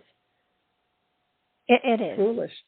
Yeah, every now and then I just flip between them, and it's like, well, I used to say to Patrick, because he would say that, the traditional news was not worth listening to. And I said to him, well, who is? And at that point, he was talking at NPR, but not even that today. Mm-hmm. So, I don't know where to go except to just question everything. Yeah, absolutely. Why not? Well, you have no choice. Right. Yeah, I don't believe anything, quite honestly, unless I've experienced it myself, or if you obviously have intuitive hits beyond this realm, but I'll tell you, most data here you have to look a little sideways at anyway. Especially the mainstream stuff. It's just, and nowadays they're usually just covering crime anyway. They cover the linear drama, from what I've seen, or the political BS and all that garbage, and they're not really looking at the bigger scenery. Once in a while you'll see something like, look what we launched, and excuse me, it's just, they never talk about what's happening off the coast of Cuba or anything else. You won't hear that. You go to YouTube, you can find it by some people that want to talk about it, but you can't find it most places. They're not going to tell you. Well, they're going to tell you until what? Everything starts lighting up in the sky? Oh, by the way, missiles are flying. Have fun. Have a nice day. Okay. Yeah. Mm-hmm. No, it is scary. It really is. And chaos. Yeah. You sit back and you think, okay, so I have all this information. Now, what do I do with it? We put it out there as best we can, but the reality is, there's so much false information that the truth gets lost in the mix, and it does. It's horrifying. Yeah, it's sad, actually, because it's like a voice in the wind. Yeah, you're right. I mean, I see it all the time. It gets oversaturated. That's the problem with the internet now with all these podcasts. It's like it's oversaturated that you cannot find the truth here and there, little tidbits of truth, and the rest is just washed away with all this other garbage and chatter. And it's unfortunate that that's going that route. It really is, because it's kind of like worthless. Look at a lot of these criminals that are the looting, the snatch and grabs. They just walk out of the store. Nobody stops them. No. And even if they're arrested, especially in California, they're turned back on the street immediately. Right. Yeah. Yeah. It's What's basically the legal point? to be a criminal unless you're whitey or something, or you're a nationalist or something. I don't know. There's definitely pre-selection for criminals. Yeah. I mean, look at. I mean, these kids that have guns that shoot people, and they think nothing of it. Right. There is no value to human life. I mean, what is happening to our children? Because it's input-output. I agree. Go ahead. No, it's frightening. I mean, I've got 2 grandchildren, and I think that my son and daughter-in-law have done a brilliant job with them, but at the same time, they've been very protected. And I worry horrifically. So my grandson is 21, and he's a man, but my granddaughter is 18, and going off to school to California, and I'm terrified. I've given her all sorts of little alarms she can put on her jacket and stuff like that, but I worry. I do worry. Yeah, that's right. That's nothing wrong with that, especially in these times. It's dangerous for them to go to college right now. This isn't a good timeline for them. And I would put her in a martial arts class. I think we talked about that before. Krav Maga, anything with self-defense, just gross motor skills to be able to defend herself, to back people up. And believe me when I tell you, as a martial arts instructor, that will work. It's better to be able to defend yourself than just be a victim. But yeah, I think it's like that now. I wouldn't want my kid in college, but at the same time, we're breakaway civilizations are happening. We need to be trained and going off planet. We don't need to be living here anymore. If this is the way they want to roll in this realm, and we certainly don't belong here. And I've said this a billion-fold. This has been my whole thing all along. Is like, why don't we just leave? And why can't we just go home? And I know that as weird as science fiction as it sounds, it's not. And I think between the timeline of 2025 and 2030, you're going to see what I'm talking about. I really do. Well, if you look at what Israel has done, everybody has to serve in the military. Everybody. And I think that's a good thing. Yeah, I think they're trying to do that in other countries now, too. I think we should do it. I really do. Well, they should have done it a long time ago, but back in the day, we were all trained. I mean, kids had their little, BB guns and whatever. I mean, everybody it seemed like we were a little more savvy for survival back then. Nowadays, kids don't have a clue. So, yeah, they probably do need to be recruited. But I find that these people coming over the border will probably be the recruits for the military. I think that's what they're looking for, is to take these guys and use them, because most of them are males and they're in the age group of being militarized. So you're going to probably see that part of a UN combination. That's my take on it. That's interesting. No, that's just what I see. And you know, our old military, they're kind of dinosaurs anyway. So we have a kind of a, I don't know. I think they're rearranging some stuff. I see EU, UN everywhere here. I don't see America anymore, and I don't see the United States military anymore. They've been co-opted. So. No, I agree with you on that. I mean, you look at places like, West Point. That's something. It's antiquated. And when you look at what happened during World War II, where teenagers, signed up and lied about their age so they could go off and protect the country, that would not happen today. Oh heck no! They want this country destroyed. There are no borders, no wall, no USA at all. But they got their wish. That's exactly what's happening. I hope you're happy. Because that's exactly what they're getting. But yeah, I remember my ancestors, they all signed up. They were all underage. They went into the Navy. They went into every division and signed up a day after Pearl Harbor. Yeah, absolutely. I don't know how they got in because they were young, but they lied. So, yeah. Well, I know my father got hit over the head by ladies with umbrellas all over the place. Why aren't you serving? He was in the FBI. Oh, wow. So he was a good spook then. Oh my God! When FBI was cool. Oh, it's really cool. I have some of the news articles from some of the spies that he arrested.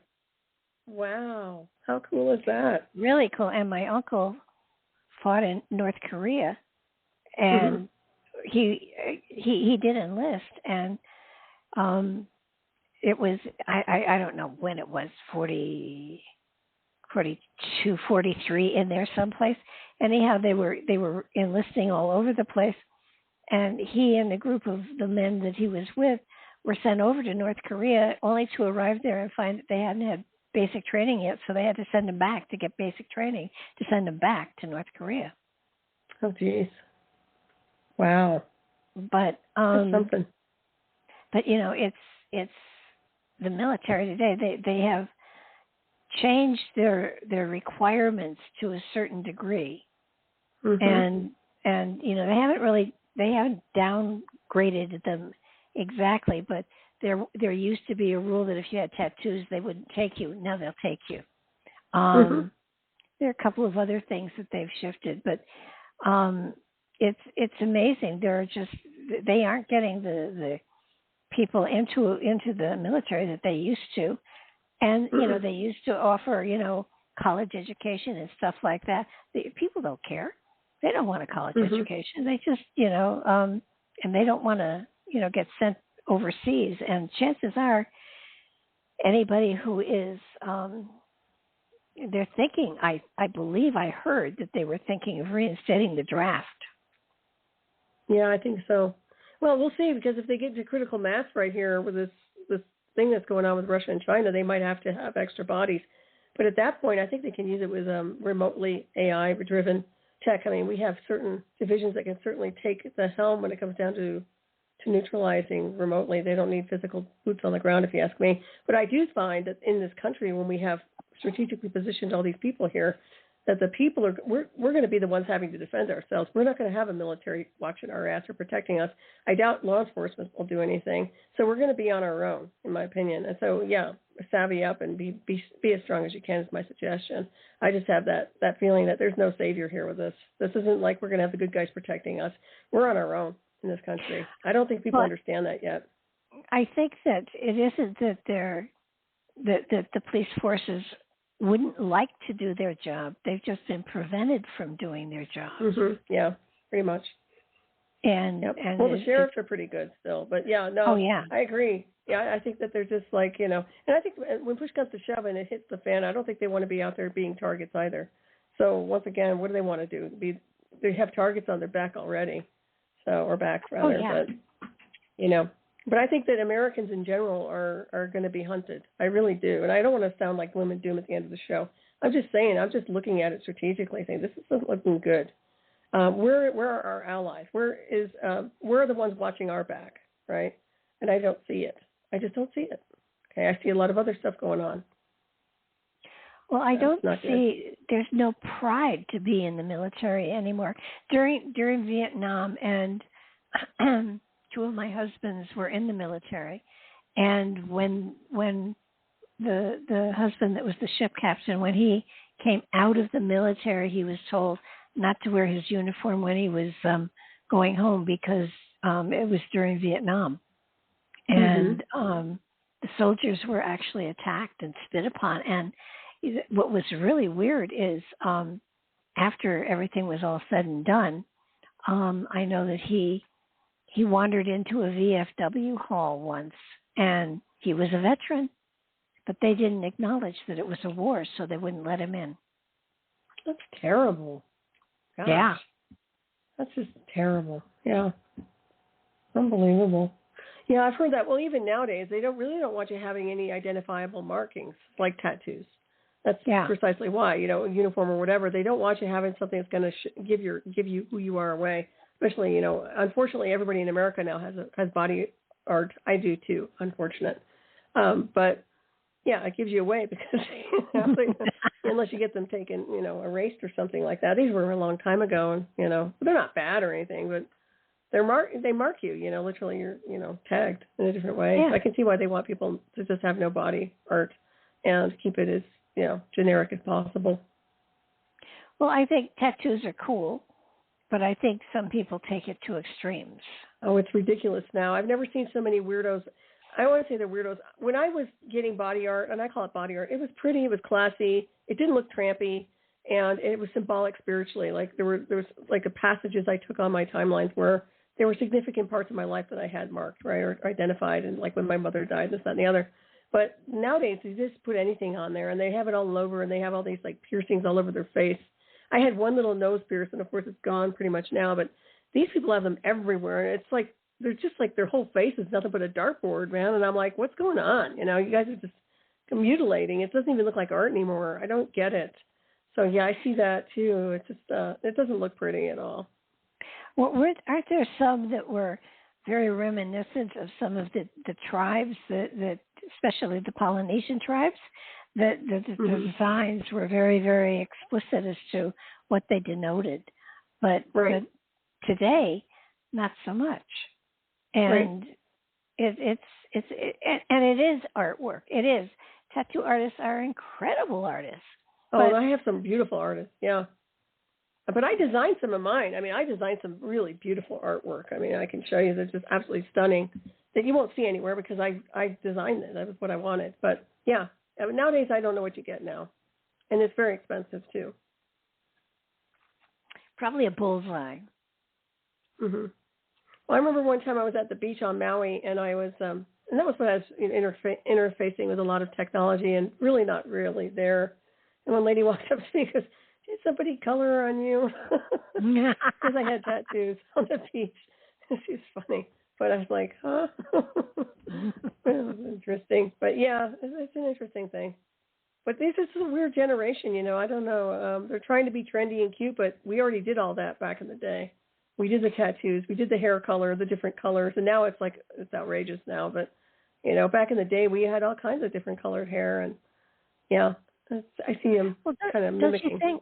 Don't you think, too, I think in many ways, television and the internet is a detriment to a questing mind because it dulls you down. It if you use it, and I get lost every now and then when I'm looking for something. I forget what I was looking for sometimes and get sidetracked, and I think that's in a way that's a downside for the internet because while it has information, it also has gathered information on all of us as far as our the things that we're researching and stuff like that, and that's scary. And the other thing that to me has been scary forever, and I swear that when it started, I said, no, there's something behind this. It's not what you think, and that's Ancestry.com and and Life or 23andMe, and both of those places were gathering DNA, and the gathering of the DNA was not for your ancestry at all. They're looking for certain DNA configurations. Yeah, I think you're right. And you know, it was like, now I did it. My sister did it. Just about everybody I know has done it. But you the mean thing you is, send in your DNA? I thought you just looked for your ancestors through documents. oh no, you spit in a tube. Oh hell no! And you send that in, and they will link you to other people who have the same genetic code and everything. Oh no, Ancestry.com is, you know, looking up ancestors, but they did initiate the DNA testing thing too.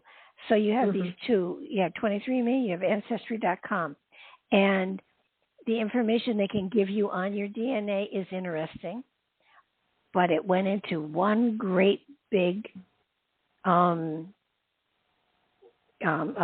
place where they have gathered these fingerprints of society that is just, you know, among other things, they could share it with scientists who could, you know, create viruses that would attack just one DNA sequence.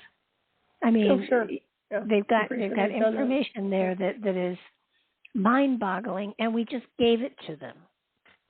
Yeah, I wouldn't have given them to them. My sister did a lot of the research with documents, like tangible documents from a long, long time ago, and that's how we follow the bloodlines and stuff. But I didn't know about the spitting in the cup thing. I wouldn't do it.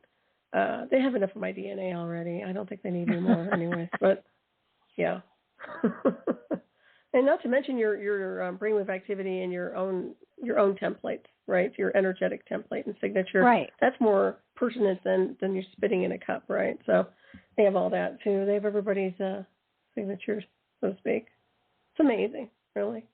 But you know, energetically, electronically, they could broadcast something on a certain level that would kind of turn people off.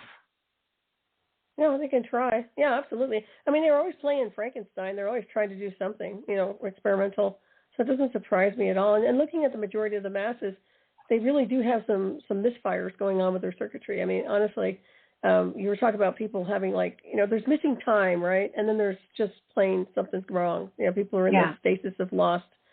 There's definitely something running interference with the signals. And I think that can cause a lot of malfunctions, circuitry malfunctions and brainwave activity issues and everything else, seizures, you name it. So, you know, I think anything goes at this point. People should be aware of what's going on with their bodies and how they're feeling. You know, we were talking about sleep cycles. That's one thing. But there are other things, too. I mean, headaches or blurred vision. A lot of people are getting blurred vision now more than ever. And you can't tell me they're all needing glasses all at once. There's something else happening that's affecting their vision. I know that for a fact. And ocular migraines. Yeah. And a lot of that, I think, has to do with the different beyond Wi-Fi signatures, but the frequency bands, as I was talking about.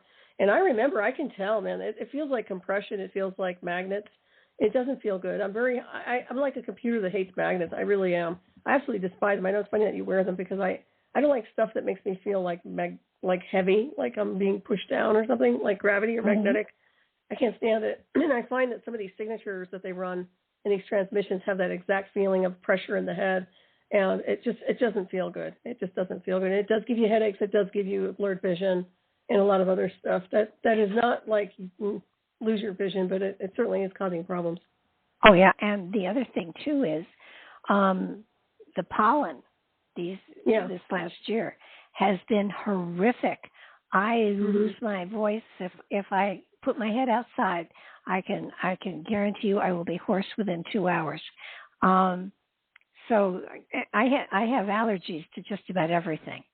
So you know, it's when I was doing the app, I had to do the recordings for it when my voice was actually clear, and so I was waking up at weird times of the night, you know, talking to the cat, and if I had a voice, I would whip upstairs and record something. But so it's the allergies. I have never experienced allergies like I have this year. Never. Yeah, they are bad. I agree with that. Yeah. Well, we get the mitigation burns and stuff like that, which puts a lot of crap in the air. But still, there's all kinds of funk in the air, and I don't see the pollen per se, but I can tell you there's definitely something because I always sound like I smoke cigars too. I get that, that extra stuff in my throat, which I shouldn't have because I don't smoke. I'm not a drinker, so what the hell's going on? But I can identify with that. No, there's something. I keep hearing, and I forget where it comes from, but something wicked this way comes. Oh, yeah. That's what it feels like, doesn't it? I think it's here. I don't even think it's coming. Well, I think it hasn't pounced yet, but it's definitely here. It's definitely, and again, it can be something that the animals are already reacting to. I think you're right. I think you're spot on with the animals. And you're not the first person that's talked to me about animal issues. And I've looked also, I've seen all these things with dogs all of a sudden going haywire and biting people, not necessarily their owners. But I think that it's not like they're rabid or anything. There's something else happening. Yeah. They're getting more aggressive because of the frequencies and the things that are happening here. And the invisible is visible through the way they're acting. There's no doubt about it. Oh, and like I said, even what happened with my dog, it was lights, but still, my dog, he couldn't even hardly see those lights. I could. I was outside filming. He wasn't. But he was interacting with it. Oh, wow. Well, there have been 2 German Shepherds at the White House, both of which have bit a lot of people. And there's nothing wrong with the dogs.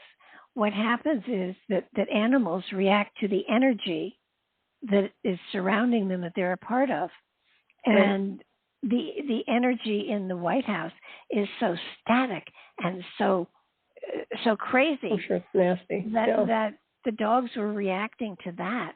I swear there was nothing wrong with either of those dogs. I so hope they won't pert down. Me too. They probably were. I bet you they were. I heard about that. Well, but they have all kinds of buffer systems for like EMF or any type of it would never happen to these people. Like they wouldn't get extracted into like a electronic warfare interface because supposedly they have shields in their areas where they wouldn't be susceptible to that. So I don't know if the dogs would be shielded as well, considering the place should be, it should be secured on those levels like a Faraday cage, right? That's emotional stuff.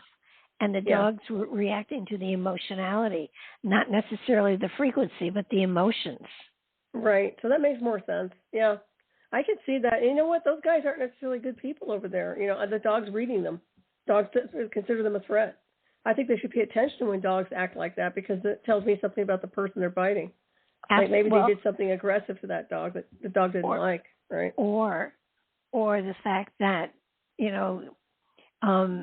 the president's emotional status is very unstable. It's unstable. So they may have picked up that kind of energy and not understood that the Secret Service was protecting him, but they may have thought he was attacking them. So, when the Secret Service was probably trying to help the president, the dog didn't understand. And, you can't tell me that dog hadn't been thoroughly trained before. Oh, man, those dogs are trained well. German Shepherds are sharp as a whip, too. Those dogs don't miss a beat. So I love Shepherds. To me. I love them, too, and I was around them all my life. So, they're good dogs. They're good dogs, and you have to treat them right, train them right, and I'm sure they were trained well. So, it doesn't make any sense to me whatsoever. None. So, I think they have a cat now. Forever. Well, when I first saw Biden, I'll say in all honesty, when I first saw him running, he reminded me of the guy in Poltergeist, that ghost guy who showed up with the little girl. Oh, and I couldn't get that picture out of my head because that's all I saw when I looked at him. And to this day, I see him like he's not even present. He really isn't. And whatever's running in him is just a mimic program.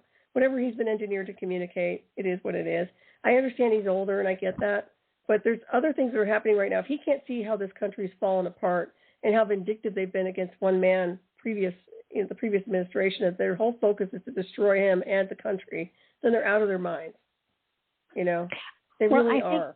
He's delusional. I think that I truly think he has dementia, and I don't think he is competent. No, I don't think he's competent either. So I don't even think she is. I don't think the vice president is, and I think that his wife is just covering his butt. because she's the pseudo whatever she's supposed to be. I mean, these whole people are basically con artists, if you ask me. And they've conned I don't even think they've conned the American people, but the bottom line is they're playing a masquerade that's dangerous because it's destroyed this country. And I don't care what comes out of their mouth. It's like, hear what they say and watch what they do. And what they say is not matching up to the protection of this country. So something's wrong, If he was saying we're taking care of the people, we're taking care of the country, it's not happening, okay? It's not happening. The borders have been neglected. The people have been neglected. I can go on and on about what they've been doing in this country, and now this stuff's happening on a global scale. And they're so fixated on destroying Trump that they won't even focus on repairing the country. It's like, get out of here. Really? Oh, don't get me started.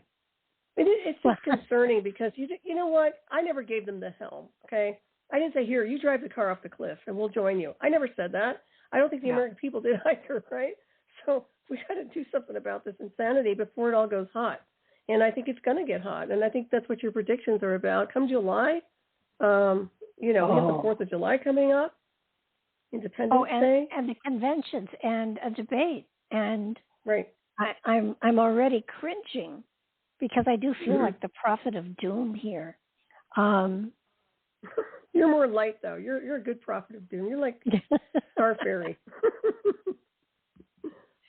Yeah, it's kind of like, let me put my hip boots on before I start working on July, because there was talk that they might even have the Democratic convention virtually. Well, that would be everything's virtual. Yeah, everybody's a coward now, right? Well, I can understand them because they had a convention a number of years ago that riots were terrible. So it's possible. So all kinds of weird going on. Doing it'll be weird, but so much is weird these days it shouldn't matter. But and there's really nobody running against him, so it's almost a fait accompli. So there's really no point. There is no point. Well, last time he didn't do anything but hide out, and he won. Okay, the illusion of winning, I should say. Because, he was saying they stole the election, he stole the election. Honestly, we all know what happened. So, this isn't even cool anymore. This isn't even amusing. This is dangerous as hell. And this is negligent as hell, too. And I look at all the departments. I said, you guys are all part of the issue. You're all part of the problem right now. This is a big cancer growing. It needs to stop. Yeah, I don't know what to say. Other than the fact that, like I said, rocket ships aren't good enough. We need trajectories and we need access points to get out of here. Antarctica's a good location beyond the jump points. And, we need to get the hell out of Dodge. We need portals to be opened. Well, they're open, and the thing is, it's frequency based too, as you probably are aware that there's certain calibrations that are involved with that. We know. I know we know. It's not hard to access these things. If you look and see how the grid formations, they can use grids with satellites, but we use grids with portals too, and that sort of thing. So we can do the same thing with an overlay and be able to get out and do things. I just find that it's time to go full speed ahead into a new frontier the right way. I don't want to be part of this drama, and I don't want to see this world in this kind of firestorm, I really don't. I don't think anybody does. No, but I think the Earth itself is beginning to shake off, to react to what's going on it. So that not only do we have the element of people being crazy and wrong and bad, but the Earth is saying enough, and trying to shake off a lot of this. If you were a sentient intelligence and you had a bunch of parasites on you, would you want to do a cleanse? I Absolutely. would. And I actually do need to. My point is, shake them off, destroy them. We'll do what you need to do. Madame Paley is not real kind when it comes down to that either. You look at the Hawaiian Islands and the energetics of the volcanoes. It's the same concept. There definitely needs to be transmutation and alchemical change here for the better. Not something that's super bad, but mankind is taking advantage of it. They can't blame it on anything other than the fact that you have people in the illusion of power that have been out of control, that have caused a lot of damage to everybody. It's a ripple effect from the top to the bottom. It's ridiculous. And they've all shoveled money into their pockets, and they have pillaged they're not hurting everybody. So it really is sad. And meal? No. These guys are fat cats, man. If they were smart, they would get out of the country before the election. Well, they will. I know a lot of people that are leaving the country. Americans are trying to get out of here right now. It's people who have the money to because they know something bad's going to happen to the land and country. So, hold on for the ride is all I can tell everybody, and just be as strong as you can on a consciousness level. But I don't see the election happening. Maybe we'll get some more insight from you next time we talk. Because I see. Go ahead. I'm thinking martial law is going to be declared and there won't be an election. Yeah, I have a feeling that something's going to go down that's not going to allow an election. They don't want Trump anyway. If they can't, and he's not going to win. I guarantee you that. They'll take him out before they let him get 1 foot in the White House. It's not going to happen. Okay, so it's not going to happen. You see how adamant they are about destroying him. And it's basically make him miserable, and then finally kill him. Honestly, I hate to say that, and I'm trying not to put that out there. But I'm telling you, if you read them, they telegraph what they do. They telegraph. You can see it. If you'll notice him, he is now wearing a flak jacket all the time. Well, yeah, probably, yeah. If he's smart, he is. I do believe he is, because his jackets and everything don't fit him the way they used to. I think he's wearing a bulletproof vest. He probably needs one. Still doesn't help his head, though. Doesn't protect the head area. But nonetheless, well, I wish him the best because, honestly, I don't think anybody, I don't care what they've done to you, I don't think anybody deserves that. I don't think anybody deserves to be dragged through that kind of arena with that kind of propaganda. I don't care what side you're on. It's foolish, it's disgusting, and it's embarrassing for the country. It really is.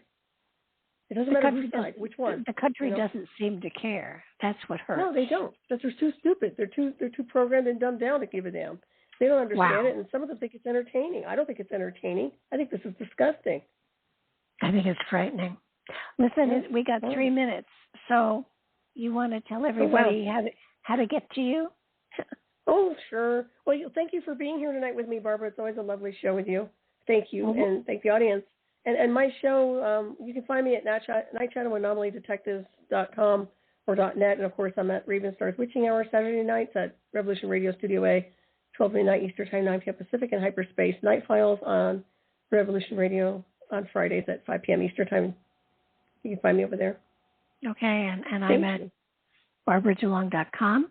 And to check out the website, because there is an app that soon is to be released. And Solaris and I will be back again in about 2.5 weeks.